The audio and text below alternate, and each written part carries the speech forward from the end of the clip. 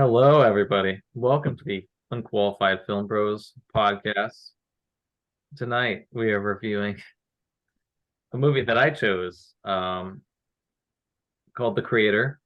It's the big sci-fi epic of the week, I guess. I don't know what else is coming out soon. Um, yeah, I mean, I thought it was visually pretty stunning. I think that was universally agreed upon. But what did you guys think? Ben, I love when you host. It's so much fun for me. I'm glad to entertain. Um, Max, I'll But hop please into answer it. the question. Um, I thought along the lines of what a lot of people have thought about this one. It is a masterclass in sci-fi world building. It is visually stunning. Hans Zimmer turns in another phenomenal score. Some of the performances, particularly by our child actor co-lead, are magnificent. Story's kind of lacking, and a couple of the performances are not the best. You're Um, so kind. Overall, I tossed it a 4 out of 5 on Letterboxd. It's a mid-range four, probably closer to a 3.5 than a 4.5. But it was fine. I'm glad we're gonna talk about it tonight. Yeah. I don't really have much to add to that. It's pretty much how I feel too. Look, I didn't really know what to expect when I went into it. I mean, I had seen the trailer and everything, but I kind of went in a little bit blind. And one, the just the cast itself is pretty spectacular. But He brought Ken Watanabe back, yep. I the needed Godzilla. more from him. Not that he didn't give a good performance. Not like I needed more in performance from him. I just needed more screen time for him. Yeah, I think they could have done a lot more. Honestly, I am not a big fan of when you're introducing a concept like a huge world like this, unless the focal point is the change and like seeing how our everything evolves. I would never agree with having such a radical like storyline. I mean, look, this is it's inspired clearly by a lot of Blade Runner. Um, Blade Runner 2049, I think its issues kind of stem, at least for me, in the same area. It's, I would say, a better film, but you can kind of see a lot of the influences. I know we watched Blade Runner because I made you guys. No, you Um, won Funky Films. You won the first ever game of Funky Films, so you got that deservedly so. but I don't think you guys ever saw the sequel, 2049. I have not seen it. It its story is I would say similar in a lot of ways. So replicants are sort of in society again, but it all revolves around a child that's going to change, the fate of the society essentially. I always think like you can do that over multiple films or like over a period of time, but I've never felt like it was good to do in something this grand because you end up not being able to explore the world. I love Blade Runner. It's my favorite film. It's the one that I showed you because literally nothing happens. And because of that, you actually get to explore the world. You meet the most unnotable people that you would never meet unless the stakes were so low. But you really only get to develop the high parts of the world when you have something so critical. You inevitably miss out on some of the charm and the world building of things that probably inspired this.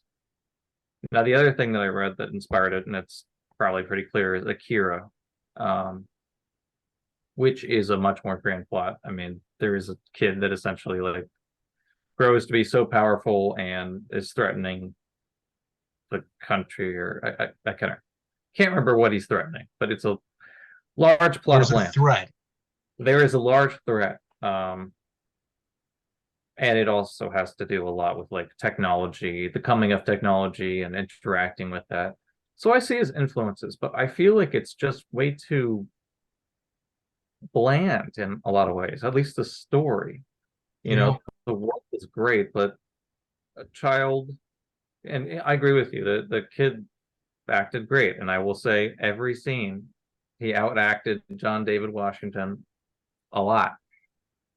Like the difference in emotional, like conveying the emotions on his face or reactions or anything that he's saying is just not there for 90% of the film for him. The kid's great. Um, so I could say more on that, but I don't think it needs to have that much. I don't think that he acted very well in this movie. I've only seen him in this. He was in Amsterdam, right? Yeah. Yep. Yeah, I've seen him in that, and then Tenet. So, Black Black Klansman. Klansman. oh yeah, actually, he was really good in that. He was. Yeah, But it was. That's probably my favorite performance I've seen from him. in Tenet and this one, he just seems a little disinterested. And I can't really I mean, explain. Amsterdam, he felt disinterested too. I guess that's yeah, but everyone sort of did, other than Christian Bale and Margot Except for Robbie were Christian doing their Bale own and thing. Robbie. That was Um, that was something. just circling back to what you were saying, Ben, about the story influences. I saw it with my buddy Garrett, who was supposed to join us tonight. Um, and as a result of him not being here, I'm sending him to Enfield this weekend. That means nothing to you guys, but he'll know what it means. We work together. So he and I agreed as we were walking out of the theater that a big story influence that, or a big story comparison that we could draw was Avatar. And I think, seeing Joshua's character um, being on one side of a war and then through immersion with the people on the other side of the war, um, sort of changing sides through the course of this epic science fiction film. And I'm not calling the creator an epic science fiction film. It's really just a science fiction film. Um, but, we're presented with sort of this Jake Sully-esque arc for him. And, you know, what we get from Sam Worthington in the first Avatar movie. And I enjoyed this movie much more than I enjoyed the first Avatar movie, or either Avatar movie to be quite frank.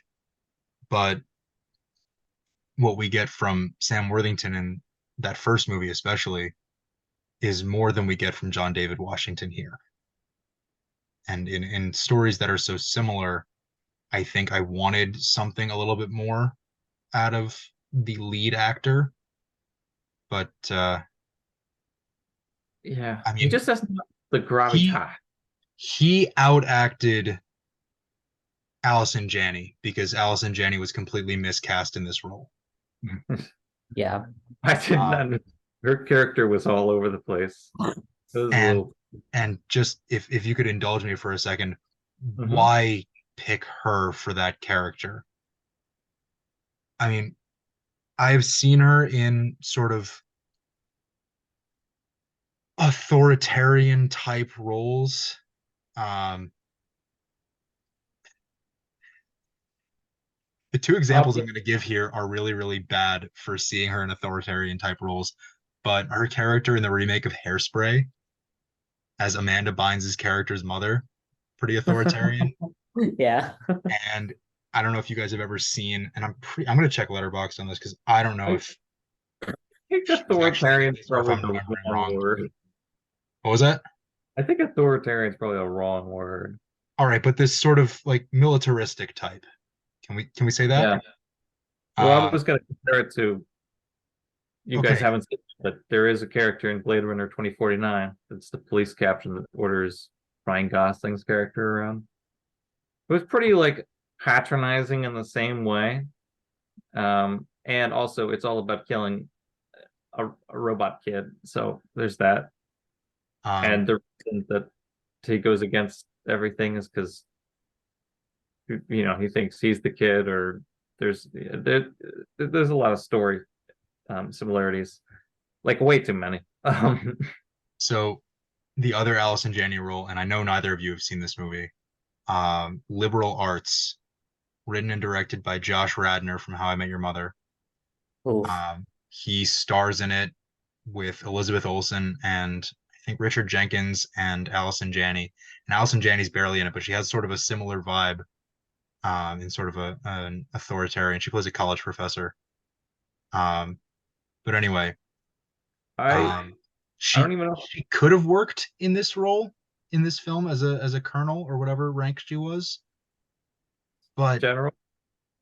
why her? She was a general. Okay, excuse me. Um, I don't know. but Big like boss lady. completely miscast. You know, we could have seen anyone else in that role. And I love Allison Janney. I think she's given some really, really good performances over her Uh, career. Look, I have to be honest. I don't think it's the casting. Some of these characters, and this is what I mean with the big overarching plot. You really don't give enough time for some of these characters to breathe. So the supporting cast just they're really cliche, really boring, bland people. Like Allison Janney's character, One they try to dimensional, give her but also backstory. all over the place.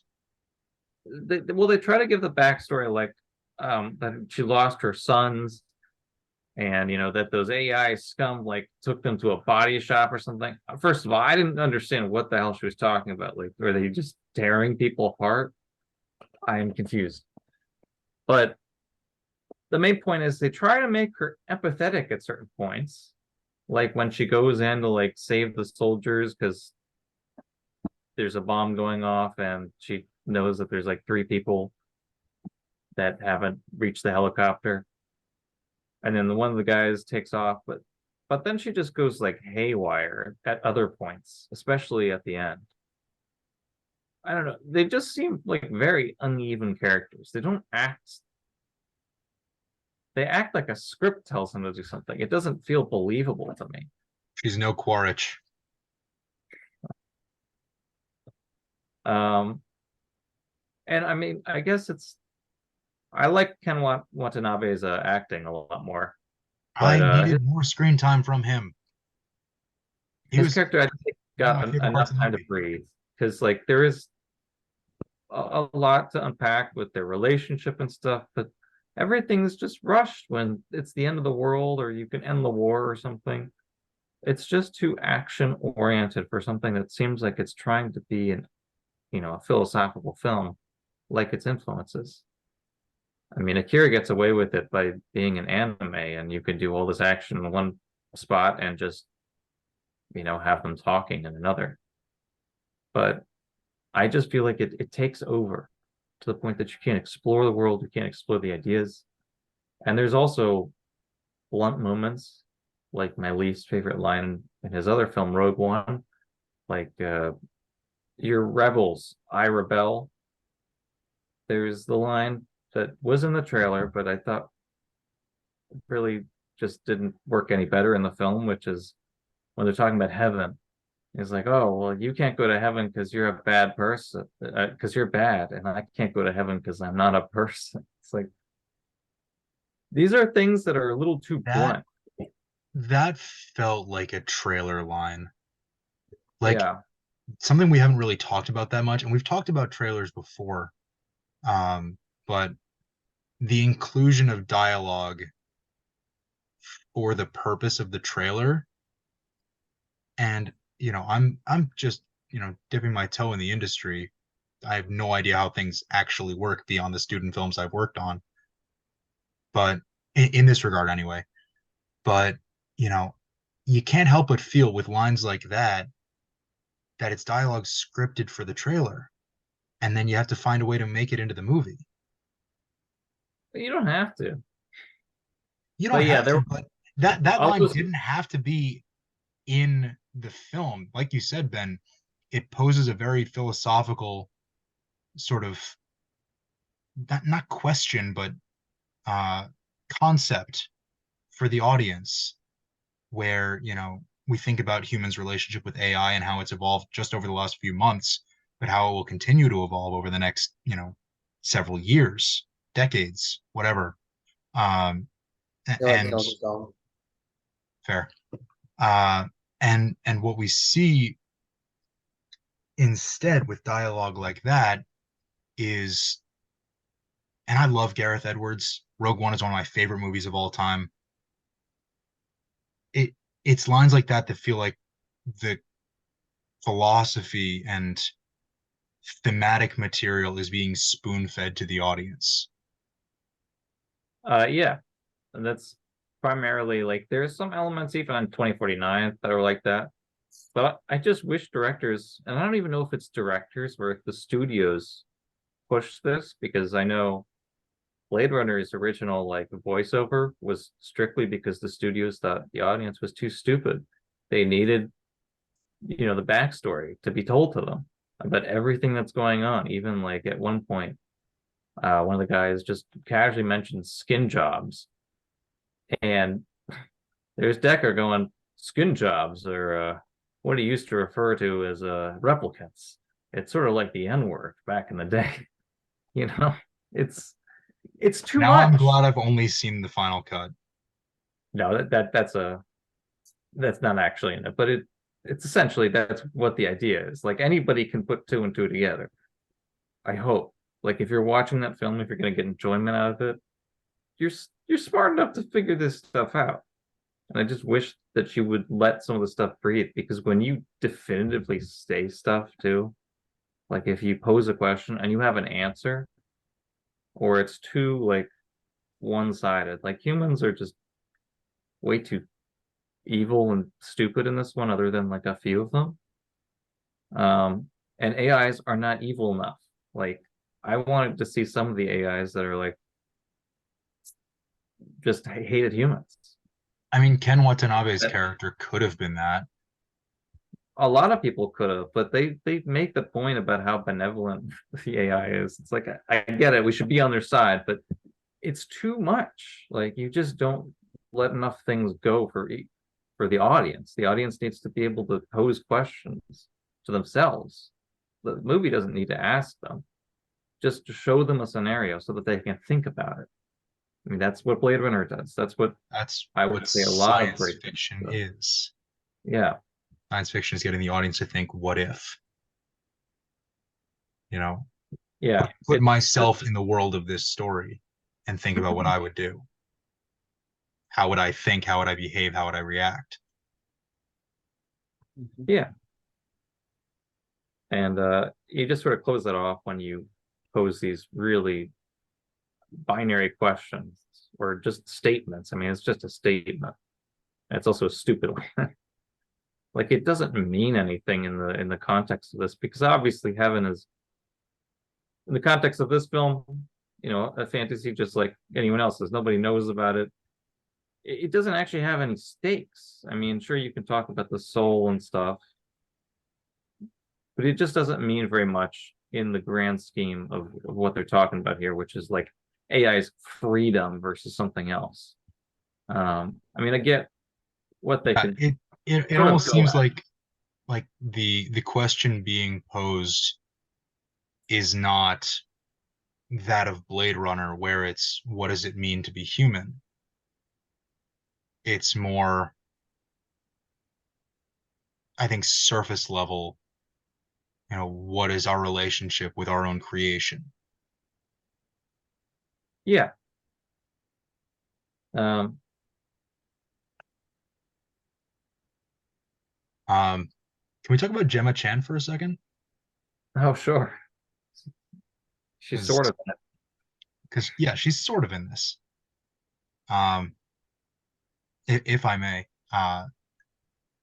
third movie that we've done with Gemma Chan, Eternals, Don't Worry, Darling, and now the creator, which has to be the most random collection of 3 movies I think you can pick from our podcast. Probably. But I really don't know what I think of her as an actor, because I'm pretty sure those are the only 3 movies from her that I've seen.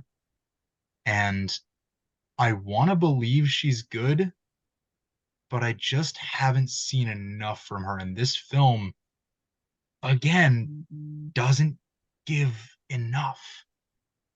I don't know. What did you guys think? I feel like her character is like non-existent. I mean, she exists only as a plot device. Yeah. Bridging in a sort of circular way. It's fridging. Yeah, Character's apparent death is only used to motivate Joshua.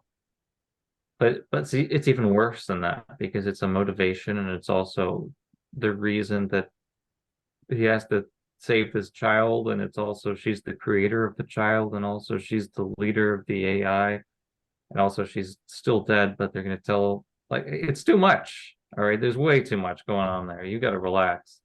And the focal point is too strong here. The entire society cannot revolve around this one person. At least in John David's mind, this one person has created, AI, is also the person that he loves, is also the person that's created the weapon that's going to like end the war. It's too much, in my opinion. We don't get enough from her character. Well, And that's why, because I she's too I much of a hate that focal point. I hate that She Declan's not here is. because I'm going to talk about the exposition. And we don't learn enough about her in that cold open to understand what her significance to the story is going to be. Mhm. And then when Ben, you're absolutely right. When we do learn more about what her place in this world is, it's just heaping on piles of new information that would have been helpful earlier on, and doesn't, every single reveal that has to do with Maya doesn't really land. I love that the reveal, they literally have to reveal it by killing a character. It's like he can only say this if he's dying. Like, it's just, it's just too cliche at times. The world is great, but the story seems like it's on I don't know, training wheels. Yeah, that's a good way of Yeah. putting it. Max, you and I were talking about Gemma Chan after you saw the movie yesterday. Yeah.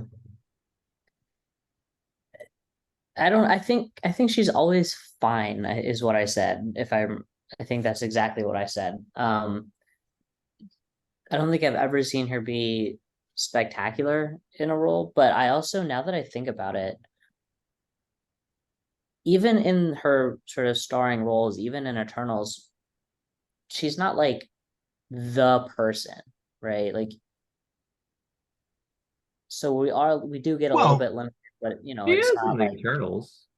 in She's the like sort of one. third act battle she is, but yeah, it but doesn't feel again, earned. we've talked, yeah, well, part of that is because of this, it's a 2 hour and 50-minute movie that Yeah. spans across 5,000 years. So So like long. we can't, and that's not her fault, obviously. But I'm thinking of Captain Marvel. I think she was in Crazy Rich Asians too, but she had kind of a supporting role there too. So I don't even count her performance in Captain Marvel. She's in 2 it's scenes. fine. She's she's in Captain Marvel. Yeah, Yeah, she's blue.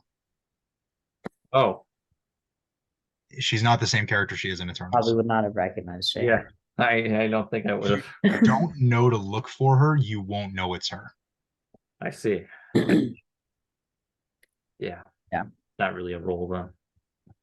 no. But yeah, I don't think in anything that I've seen her in, she hasn't like astounded me, but then again, her characters, they're just bland characters. Like there's only so much you can do with what you have.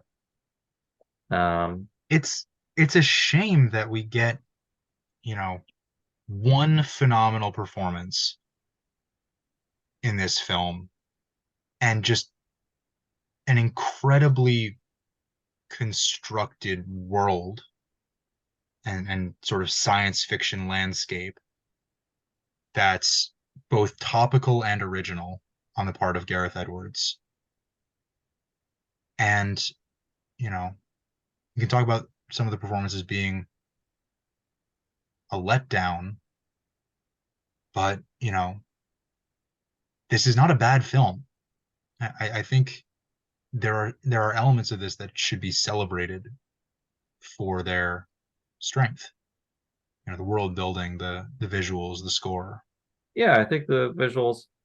I think the world building is good, but it's not great. Is the problem because The like story doesn't do enough to build it up, but the yeah, world that's the itself is issue. is well constructed. Well, that's not really world building though. Like just showing it is not enough. I mean, you have to do more than that. You have to explore it. That's the building. Like I don't know very much about the society. When I watch Blade Runner, I could point out corporations, on the billboards and things. Just there's just not enough to make it feel like it's a breathing like entity like that. I mean, you have the villages, but that's all you really see.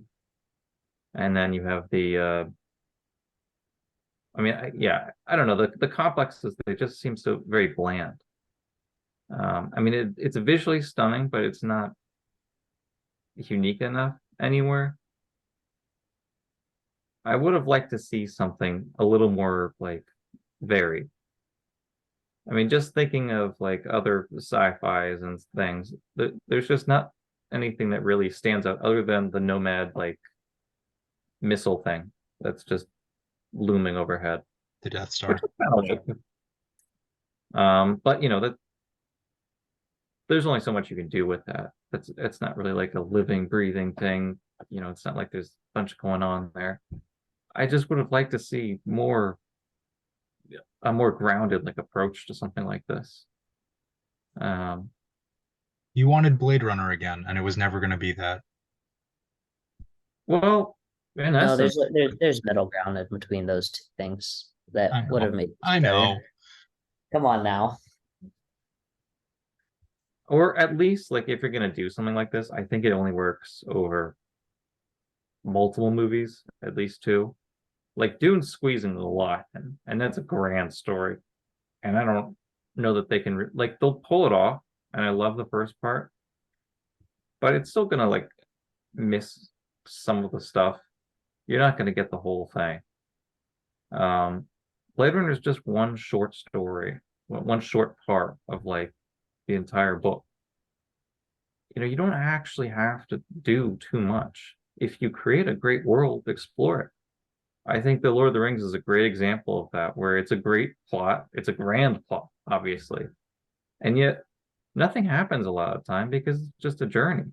It takes three long ass movies, three books, the bookcase, but it lets everybody get to know everyone. There's great moments from that, like talking about breakfast and things, but it humanizes them. It makes them feel real.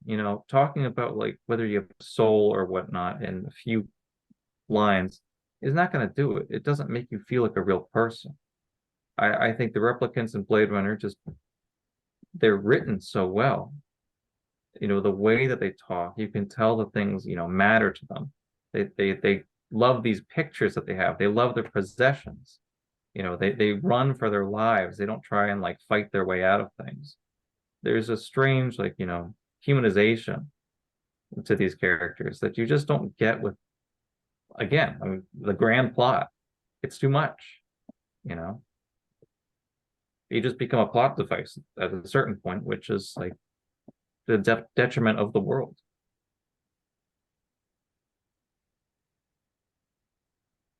The way they made But the AI look was really cool. yeah, I mean the visuals are great, and the only reason I keep bringing up Blade Runner is because it's a very obvious inspiration, like 99%. I mean the cars, even the cities themselves have a Blade Runner-esque sort of like look to them. The sound, obviously, Hans Zimmer was inspired. Did he do 2049? I can't remember. I will Um, check on that while you keep talking. but he may have done the soundtrack to that. I mean, he's very good at like adapting sounds from especially inspirations or sequels and stuff. But you could definitely hear the influence. You could see the influence, the plot. I mean, you're gonna have to draw comparisons. Like it's inevitable, just because it is a very clear influence. Even to the point of like the Japanese influence. Obviously, in Blade Runner, they have like this mix of like Japanese and like English, I think, or something that's spoken in Blade California, Runner Los. 2049 had like 100 visual effects artists. Oh yeah, well, it looked pretty damn good. True. You should watch it, George. You I honestly, will. It's just so long. Hans Zimmer did this score, by the way. that's what I thought. But definitely similar vibes to that. So it's just hard for me not to compare it. It's my favorite movie, and this has a lot of influence. I'm sure Gareth Edwards would probably say the same thing, that Blade Runner is probably one of his favorite films. Considering this is like it's a very inspired film from that. I just don't think that he gave his concept the space to breathe that Blade Runner has. Hmm. He made this film for $80 million. dollars. Yeah, I mean that's honestly, if you want to talk about the budget, I don't know what they're doing, burning money over at some of these studios, but this looked fantastic. And there's clearly a lot of CGI. I don't know how they did all of it, but I mean, again, with Blade Runner, they did miniatures. Like, I think that was actually a pretty expensive film, but I mean, you can make it work. Like, you don't have to spend that money. I mean, this shows that you can clearly make this work. And Uh, regardless of like the contents, I hope this continues because it's clear you can make a good movie for less than $200 million. Gareth Edwards did a piece um, for Letterboxd talking about how he made this film for $80 million. dollars. It's an interesting read. I think you guys would like it. If you go to this film, the creator, if you go to this film's page on Letterboxd, it should be linked there, and I'll send it to you guys, and I'll even put it in the description of this video. Thanks, George. Gareth Edwards can do no wrong in the world of science fiction. After Rogue One and this, I trust him to do another sci-fi movie. Yeah, I know. I hope he continues. I just hope he. I think part of it comes with his previous films being Rogue One and Godzilla. They are very epic scale. I think he finds comfort in that. I just don't think that the AI, like, you can't do too much philosophy if you're doing a film like this. You can't do too much action if you're doing a film like The Creator. You got to do a little bit more dialogue, especially like flesh out the characters. Because if there's one thing I love Godzilla, but the characters are not fleshed out. Rogue One is pretty decent. They I think they give a lot of the characters time to breathe. They're with each other a lot of the time, and you sort of learn their backstories and stuff while they're doing it. I think that works. Of course, they die at the end, so that's a bummer. But But with Rogue One compared with this film, they have the same runtime, about 210, 215, somewhere in there. You don't need to build the world for Rogue One. You you can don't even need to focus. build the plot because Right. You you can know focus. what it is. We already know what it is exactly, and you can focus in on the characters, and that's what makes the characters in Rogue One work so well, is that we spend, like you said, so much time with them. Here, you got to do a lot of the heavy lifting right from Jump Street. And I think, the story suffers as a result of that.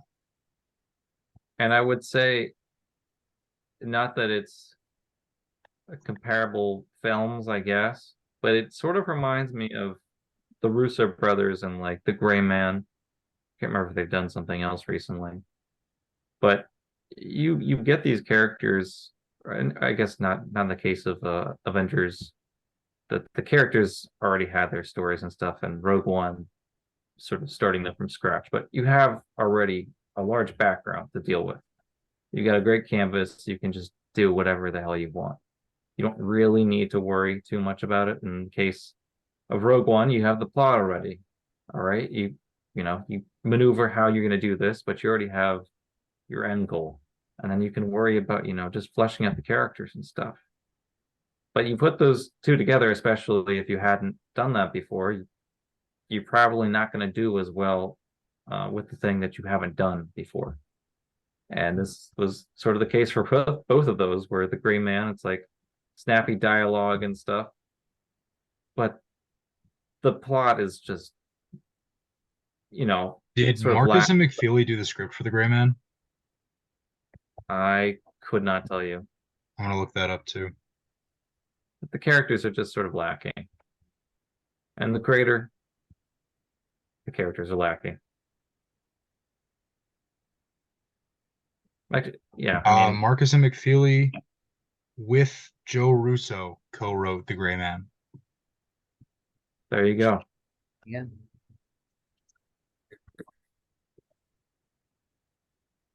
God, the number of films that we have done on the pod that we haven't mentioned in months that have come up on this episode tonight. The Gray Man, Amsterdam, Eternals, Don't Worry, Darling, Avatar, Blade Runner. Yeah, This is fun. I think it's one of those things where it breeds a lot of comparison. Mm-hmm. It's hard Yeah. to watch and not think about like Rogue One at points. It's hard not to think about Blade Runner at points. I mean, clearly Rogue One with the gigantic, pseudo Death Star overhead, destroying everything that's That bad. was so, the way that looked, and then when it was destroyed at the end of the film, it was so cool. I mean, it was evoking the collision of the Star Destroyers at the end of Rogue One. The collision of the Star Destroyers at the end of Rogue One, one of the coolest things that's ever been done in Star Wars. One of my favorite things that's ever been done in film, period. This was not that, but it still, sort of brought that to mind with its Yeah, visual presentation. I just I felt like it didn't hit me as hard as it should have that they won. It's like, Yeah, now what? all right. I knew John David Washington was not going to make it. I saw the big gigantic laser and I'm like, that guy's going up and he's not coming back. There ain't no way he's coming back. Gareth Edwards and killing his sci-fi leads. Name a better duo. I'll wait. I think he killed Bryan Cranston too. He kills a lot of people so far. No one is safe. I think he killed Gemma Chan 3 different times in this movie. He did kill her a lot. Oh, Yeah. actually, that's another thing that I wanted to mention is the weird editing sequences where randomly he's like remembering things, I guess is what it is. But Oh yeah. sometimes things that happen in the future, it felt like I was watching Arrival at points, but it didn't make any sense to me. Couple of I weird don't think choices there. Huh? Couple of weird choices there. I agree. Yeah, I don't think that one worked too well. There were just a few things that I think you can use to like learn from. But the core idea is like good. I love the world. I mean, it's based off Blade Runner, but like so is all these things. Like Akira obviously was inspired by the world of Blade Runner. It's just cyberpunk at this point. It's synonymous with that. He just needs to have a little bit more of like an idea with the plot, and then he'd be set. And then obviously, write better with that in mind. Just get rid of the trailer moments. They're really bad. Cool. But yeah, I guess you've said plenty on this. I'm I done. would say go watch it. It's visually stunning, and it's still I was entertained. I feel like some moments didn't hit me as much. On my last comment, it was the weirdest moment of comedy I've ever seen is when the really awful dude like takes over the police vehicle and like it flips Yeah. over and it comes back. Like, Missed my turn. missed my turn. But I couldn't laugh because that was the guy that was about to kill the dog. It's like, dude, True. why is this guy the one joke you're using? It was just so misplaced in my mind, but yeah. So a few misses, but overall visually great. And the plot is not like anything bad. It's just not anything to write home about. Fair So, yeah. assessment. Yeah. What are we doing next week, George? We are diving into Wes Anderson's latest Netflix shorts. Oh, that's right. So first time since Asteroid City we've talked about Wes Anderson. So I'm excited. All right. Well, those are all on Netflix if you want to watch us next week. See you then. Good All right. night. Right.